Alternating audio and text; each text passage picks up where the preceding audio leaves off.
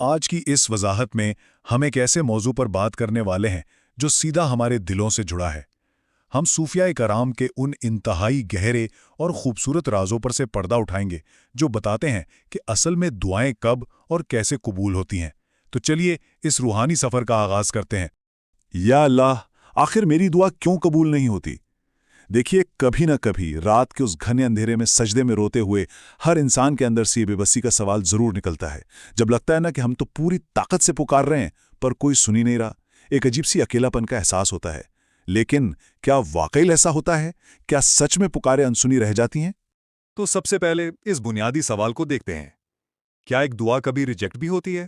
صوفی روایت میں اگر دیکھا جائے تو یہ سوچنا ہی پوری طرح سے غلط ہے کہ دعا ریجیکٹ ہوتی ہے۔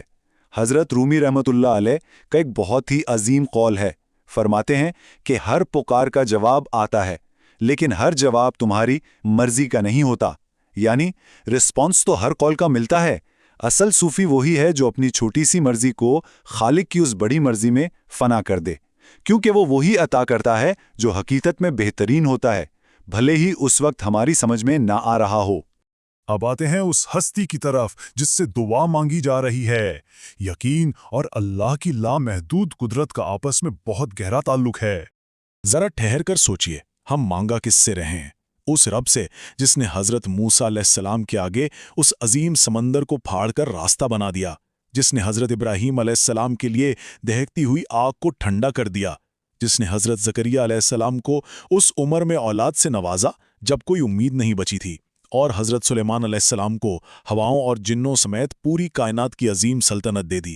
اب ذرا خود سے پوچھئے، کیا ان عظیم واقعات کے سامنے انسان کی روزمرہ کی یہ پریشانیاں کوئی بڑی بات ہیں؟ بالکل نہیں۔ تو مسئلہ نہ دعا میں نہیں ہے، مسئلہ ہمارے یقین میں ہوتا ہے۔ یقین کا اصل مطلب جانتے ہیں کیا ہے؟ یہ دل کا وہ مکمل کامل اطمینان ہے کہ خالق جب کن یعنی ہو جا کہتا ہے تو چیز انسٹنٹلی وجود میں آ جاتی ہے۔ نبی کریم صلی اللہ علیہ وسلم نے ہمیں یہی سکھایا ہے کہ دعا اس یقین کے ساتھ کرنی چاہیے کہ قبول ہو چکی ہے۔ اگر دل کے کسی کونے میں ذرا سا بھی شک ہونا تو اس پکار میں وہ طاقت باقی نہیں رہتی۔ آئیے اب اس وضاحت کے سب سے اہم حصے کی طرف چلتے ہیں، قبولیت کا ایک بہت ہی خاص راز۔ صوفیہ دعا کی قبولیت کا ایک ایسا راز بتاتے ہیں جو سیدھا آسمان کے دروازے کھولتا ہے۔ حضرت عمر فاروق رضی اللہ عنہ نے فرماتے ہیں، دعا زمین اور آسمان کے درمیان رک جاتی ہے جب تک نبی صلی اللہ علیہ وسلم پر درود نہ بھیجا جائے۔ دیکھیے، درود شریف کسی بھی عام دعا کو خاص بنانے والی وہ روحانی چابی ہے جو رکاوٹوں کو ختم کر دیتی ہے۔ اولیاء اللہ ہمیشہ دعا کی شروعات اور آخر میں درود اس لیے بھیجتے ہیں کیونکہ محبوب کے حوالے سے مانگی ہوئی کوئی بھی چیز خالق کبھی رد نہیں کرتا۔ ایک اور بہت ہی دلچسپ کانسیپٹ ہے جس کو آج کل کافی مس انڈرسٹینڈ کیا جاتا ہے، اور وہ ہے وسیلہ۔ اکثر وسیلے کو غلط فہمی میں شرک کا نام دے دیا جاتا ہے، جبکہ تصوف کی دنیا میں یہ شرک نہیں بلکہ ادب کا انتہائی خوبصورت طریقہ ہے۔ قرآن خود کہتا ہے کہ اللہ تک پہنچنے کے لیے وسیلہ تلاش کرو۔ اس کو ایسے سمجھیں جیسے ایک عام غریب انسان کو اگر بادشاہ سے کوئی گزارش کرنی ہو تو وہ بادشاہ کے کسی بہت ہی پسندیدہ اور محبوب وزیر کا سہارا لیتا ہے۔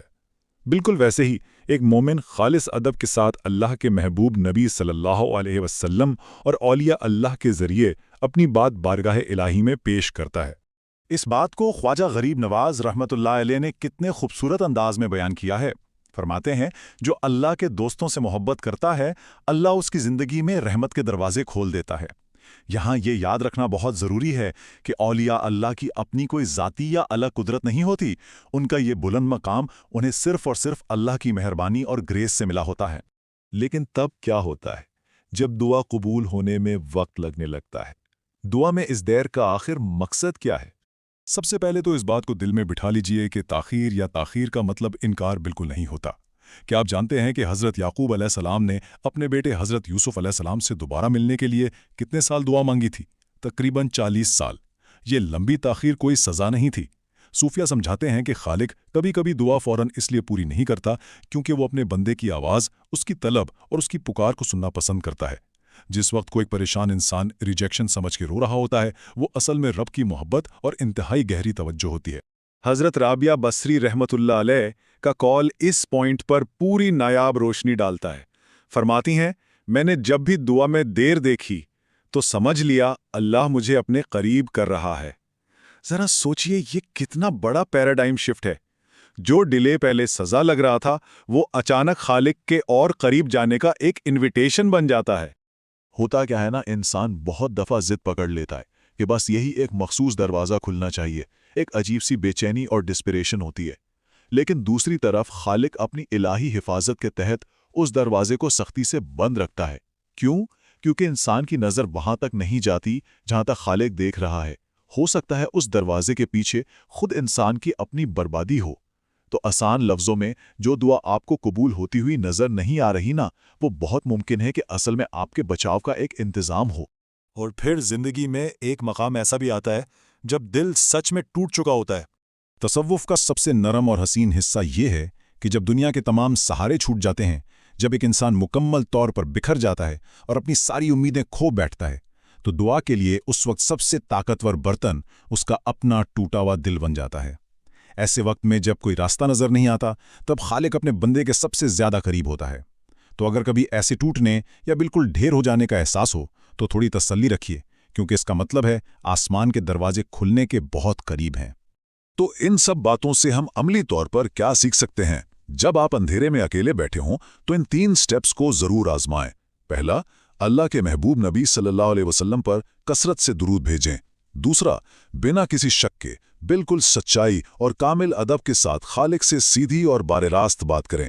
اور تیسرا، برکت کے لیے اولیاء اللہ اور نیک ہستیوں کا وسیلہ استعمال کریں۔ یہ وہ روحانی بلو پرنٹ ہے جو حقیقت میں نئے راستے کھولتا ہے۔ اور اس وضاحت کو ہم حضرت رومی رحمۃ اللہ علیہ کے اس لاجواب قول پر مکمل کریں گے۔ فرماتے ہیں، جب تم سچے دل سے اللہ کو پکارتے ہو تو سمجھ لو کہ اللہ پہلے ہی تمہیں اپنی طرف بلا چکا ہوتا ہے۔ یعنی اگر دعا مانگنے کی توفیق مل رہی ہے نا، تو یہ خود اس بات کی گواہ ہے کہ قبولیت کا سلسلہ پہلے ہی شروع ہو چکا ہے۔